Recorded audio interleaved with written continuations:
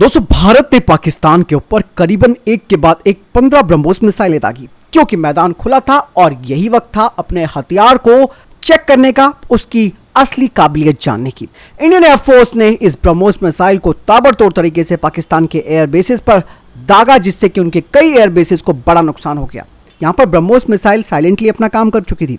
पाकिस्तान के air defence systems के पास इसे रोक पाने का कोई उपाय नहीं था। बाकायदा इनके तो एयर डिफेंस सिस्टम्स हमारी लॉयटरिंग म्यूनिशंस ने ही मार गिराए। और यहाँ पर दोस्तों सबसे बड़ी बात क्या है, यहाँ पर ब्रह्मोस मिसाइल ने दोस्तों जो कारनामा करके दिखाया है वो अब इसे बैटल प्रूवन बनाता है। मतलब साफ है कि किसी भी जंग के लिए अब ब्रह्मोस मिसाइल रेडी है। भारत और पाकिस्तान के बीच ये जो जंग थी वो कई यहाँ पर मायने रखती है, कई तरीके के सवालों का जवाब देती है और बहुत कुछ यहाँ पर साफ हो जाता है। हथियारों को लेकर स्पेशली यहाँ पर बहुत सारी बातें क्लियर हुई हैं।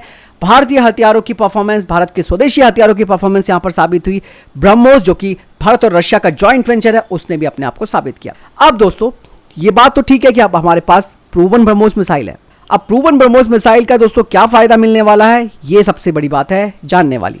ऑपरेशन सिंदूर दोस्तों चीफ ऑफ डिफेंस स्टाफ की निगरानी में चला है, इसीलिए अजीत डोभाल जी की सलाह पर ब्रह्मोस मिसाइल को चुना गया। ब्रह्मोस का इस्तेमाल दोस्तों भारत की बढ़ती हुई सैन्य क्षमताओं को दिखाता है। अब तो दोस्तों ब्रह्मोस एरोस्पेस फैसिलिटी का उद्घाटन भी हो गया है उत्तर प्रदेश के लखनऊ में, जहां ब्रह्मोस मिसाइलें तैयार की जाएंगी। ब्रह्मोस क्या तांडव मचा सकती है ये पाकिस्तानियों से पूछना, वो सब बताएंगे। ये एक लंबी दूरी की सुपरसोनिक क्रूज मिसाइल है। भारत तो इसकी रेंज को बढ़ाने पर काम कर रहा है और ये मिसाइल दोस्तों अपनी सटीकता और स्पीड के लिए जानी जाती है। फायर एंड फॉरगेट के सिद्धांत पर ये मिसाइल काम करती है। मार्क 3 की स्पीड है इसकी और फिलहाल तो 290 किलोमीटर तक इसके टारगेट है, लेकिन हम इसे 400 किलोमीटर और 800 किलोमीटर तक भी बढ़ा रहे हैं। इसका 2 stage propulsion system, stealth feature और एडवांस गाइडेंस टेक्नोलॉजी इस मिसाइल का पता लगाना दुर्लभ बना देती है। इसीलिए पाकिस्तान के रडारों के पास कोई ऐसा ऑप्शन नहीं था कि भैया इसे इवन ट्रैक या डिटेक्ट तो कर सके।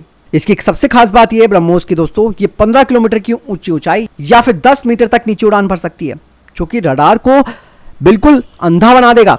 अब दोस्तों भारत की ब्रह्मोस मिसाइलें एक्सपोर्ट के लिए तैयार हो चुकी हैं।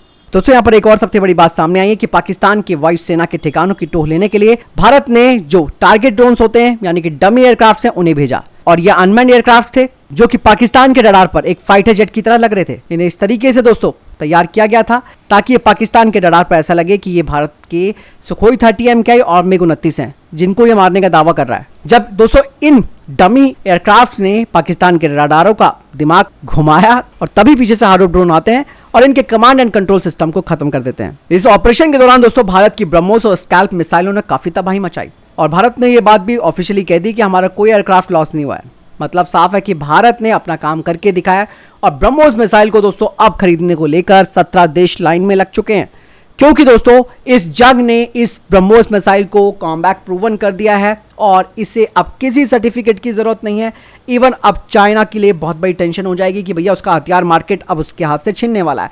रीजन बिल्कुल साफ था कि भारत ने जब ये स्ट्राइक करी पाकिस्तान के ऊपर तो भारत ने सिलेक्टिव टारगेट्स अपनाए थे कि भैया हमने इनके आतंकी शिविरों को खत्म करना है, लेकिन पाकिस्तान नहीं माना तो फिर हमने इनके एयरफील्ड्स को बर्बाद कर दिया और बहुत कुछ भी कर सकते थे, लेकिन भारत रुक गया क्योंकि क्या बोले, एक गलती का नतीजा है ये पाकिस्तान, तो भारत फिलहाल रुक गया।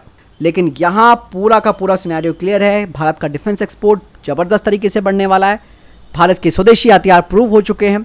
इसके अलावा दोस्तों ये जियोपॉलिटिकली भारत के लिए काफ़ी इंपॉर्टेंट बात रखता है, क्योंकि दोस्तों इंटरनेशनल लेवल पर लोग ये देखते हैं कि भैया आप कैसे सिस्टम्स का इस्तेमाल कर रहे हो, क्या आपने इस जंग में हासिल किया। ये लड़ाई अगर 2 से 4 दिन और चलती तो आप ये लगा लीजिएगा कि पाकिस्तान का तो बहुत बुरा हाल हो जाता। फिलहाल इस पूरे सिनेरियो से क्या क्या चीज़ें आपकी समझ में आती है मुझे कमेंट सेक्शन में लिखकर जरूर बताइएगा। वीडियो को लाइक शेयर जरूर कीजिएगा। जय हिंद, वंदे मातरम।